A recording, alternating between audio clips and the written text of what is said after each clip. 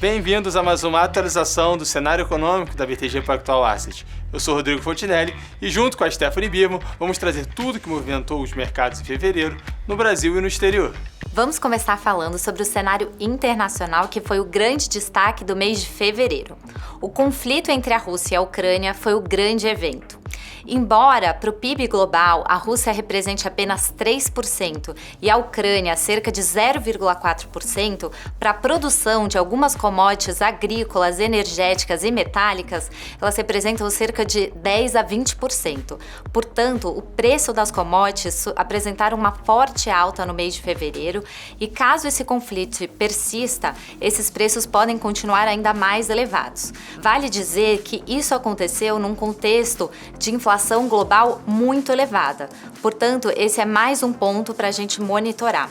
Em relação ao conflito em si, a situação está bastante fluida. No entanto, há discussões de proibição da importação de gás natural e petróleo vindo da Rússia para a Europa e para os Estados Unidos. Embora para os Estados Unidos não seja tão relevante, para a Europa as importações representam cerca de 40% do gás e 27% do petróleo. Portanto, no curto prazo, a nossa avaliação é que isso não deve acontecer, pois traria um problema ainda maior para a Europa, que tem uma dependência energética muito grande do gás e do petróleo russo. Vamos falar agora um pouco do impacto no crescimento econômico dos países. Quando a gente olha para as exportações dos Estados Unidos, do Japão, da Índia, do Brasil para a Rússia, elas são bem limitadas, em torno de 0,2% do PIB. No entanto, quando a gente olha para a Europa, o impacto é maior, em torno de 0,5% a 1% do PIB. Portanto, a nossa avaliação é que o efeito no crescimento vai ser maior na Europa. A gente deve começar a ver uma diferenciação maior entre os países, principalmente a Europa e os Estados Unidos. Em relação aos Estados Unidos, vale dizer que esse choque de oferta, ou seja, que está elevando os preços das commodities, está acontecendo num contexto que a inflação lá já estava bastante elevada. Portanto, Powell, presidente do Federal Reserve, já indicou que na reunião do dia 16 de março, o Fed deve subir a taxa de juros em 25 pontos base. Ele também se mostrou aberto para altas de magnitudes maiores ou várias altas nas próximas reuniões. A nossa avaliação é que o Fed deve subir a taxa de juros em todas as reuniões desse ano e tem uma chance relevante de ter uma aceleração para 50 pontos base nas próximas reuniões. Já na Europa, o Banco Central Europeu, que ia terminar o programa de compra de ativos agora em março, não deve mais fazer isso por conta desse efeito negativo que deve ter no crescimento econômico. Portanto, a nossa avaliação é que o Banco Central Europeu vai continuar comprando ativos enquanto esse conflito não se resolver. Agora vamos olhar como que esse cenário internacional vai afetar o Brasil, que já estava com a inflação elevada, expectativas de inflação subindo e agora a gente está vendo esse choque de preço de commodities agrícolas e também do preço do petróleo. Nesse sentido, nós revisamos a inflação para cima, que agora já está em 7% para o ano de 2022, que é bem acima da meta e bem acima do consenso.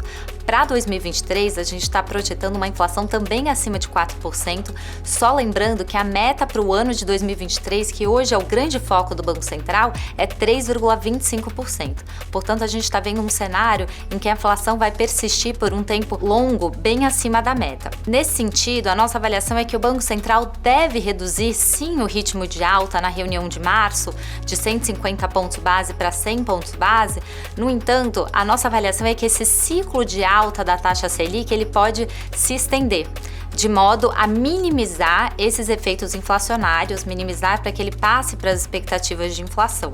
Em relação ao crescimento econômico, a gente também continuou vendo dados positivos. O PIB de 2021 cresceu mais do que o esperado, cresceu 4,6% e para 2022 a gente continua vendo riscos positivos, porque os estoques de veículos estão no mínimo histórico, alguns setores de serviços ainda estão em níveis bem abaixo do pré-pandemia. Na nossa avaliação, à medida que a pandemia vai sendo controlada, esses setores eles vão continuar acelerando.